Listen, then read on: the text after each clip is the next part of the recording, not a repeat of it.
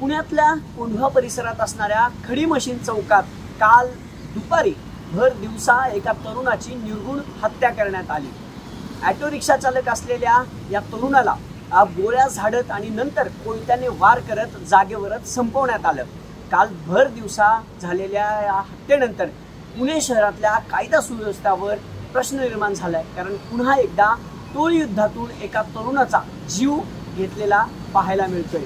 होय, काल जो हत्या झाली किंवा काल जी हत्या झाली ती टोळीच्या संघर्षातूनच झाल्याची प्राथमिक माहिती पुणे पोलिसांनी दिली आहे। या तरुणावर रिक्षा चालक असलेल्या या तरुणाचं नाव आहे गणेश काळे।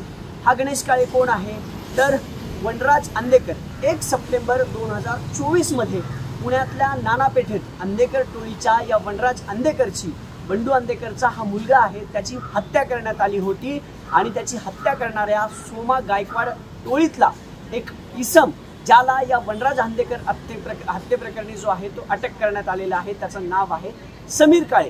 काल हत्या झालेला जो तरुण आहे ना गणेश काळे, तो याच समीर काळेचा भाऊ आहे आणि पुण्यात पुन्हा एकदा या टोळ्यांच्या संघर्ष युद्धातून अजून एका तरुणाचा जीव घेतलाय, ज्याचं नाव आहे गणेश काळे।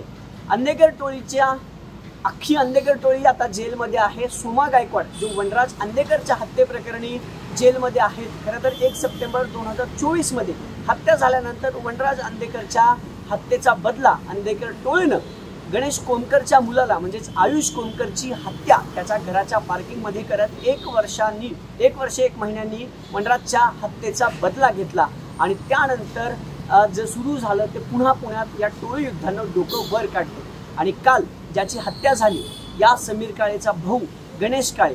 समीर काळे कोण तर वनराज अंदेकर हत्येच्या प्रकरणात एकूण 9 हत्यारं 9 पिस्टल वापरण्यात आली होती आणि 9 पिस्टल ही मध्य प्रदेशातून पुण्यात आणण्यात आली होती आणि याच 9 पिस्टलचा जो व्यवहार झाला किंवा जी पिस्टल मध्य प्रदेशातून धुळे मार्गे पुण्यात आणली तो याच गणेश खरं तर काळेचा जो भाऊ आहे समीर काळे त्यानं ही पिस्टल या खरं तर सोमा गायकवाड आणि कोमकर टोळीला ही पिस्टल पुरवली होती आणि म्हणून काल त्याच्या भावाला पुण्यातल्या खडी मशीन चौकात संपवण्यात आलं। या सगळ्या प्रकरणी पुणे पोलिसांनी 4 जणांना खेड शिवापूर जवळून काल रात्री उशिरा अटक केली आहे। त्यातली 2 जण अल्पवयीन आहेत तर 2 तरुणांना जी अटक आरोपी आहेत त्यांना आज पुणे जिल्हा सत्र न्यायालयात हजर करण्यात येणार आहे। आता काल जो ज्याची हत्या झाली तो गणेश काळे हा रेकॉर्डवरील गुन्हेगार आहे का तर असं नाहीये, पण त्याच्या विरोधात पुण्यातल्या कोंढवा पोलीस स्टेशनमध्ये एक गुन्हा नक्की दाखल आहे, तो अवैध दारू विक्रीचा। काही दिवसांपूर्वीच त्या गणेश काळेवरती एक गुन्हा दाखल करण्यात आला होता। आता हा गणेश काळे मूळचा येवलेवाडी परिसरात राहणार आहे, रिक्षा चालक आहे आणि त्याच्याच रिक्षात खरं तर काल तो खडी मशीन चौकातून जात असताना जो पेट्रोल पंप आहे त्याच्या समोर त्याची निर्घृणपणे हत्या करण्यात आली। या हत्येसाठी वापरलेली पिस्टल 2 पिस्टल काही हत्यारं पुणे पोलिसांनी त्या अटक केलेल्या आरोपींकडून जप्त करण्यात आली आहेत। पण समीर काळे 1 वर्षापूर्वी ज्यावेळेस वनराज अंदेकरचा खून झाला त्याच्या खुनासाठी या समीर काळेने पिस्टल पुरवलं। तो समीर काळे आता जेलमध्ये आहे। या वनराज अंदेकरच्या हत्येप्रकरणी सोमा गायकवाड कोमकर हे सगळे जेलमध्ये असताना त्याच वेळी या समीर काळेला हत्येसाठी हत्यारं पुरवल्याप्रकरणी अटक करण्यात आली होती आणि जेलमध्ये असताना देखील त्याच्या भावाचा सूड म्हणून हा खून करण्यात आलाय का?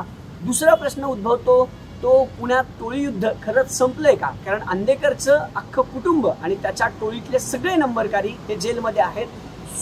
कोमकर टोळी असेल, सोमा गायकवाडची टोळी असेल, त्याची टोळी त्याचे नंबरकारी आरोपी सगळे जेलमध्ये आहेत। मग काल ज्यांनी वार केला ज्यांनी हत्या केली ते सगळे नेमके कोण आहेत?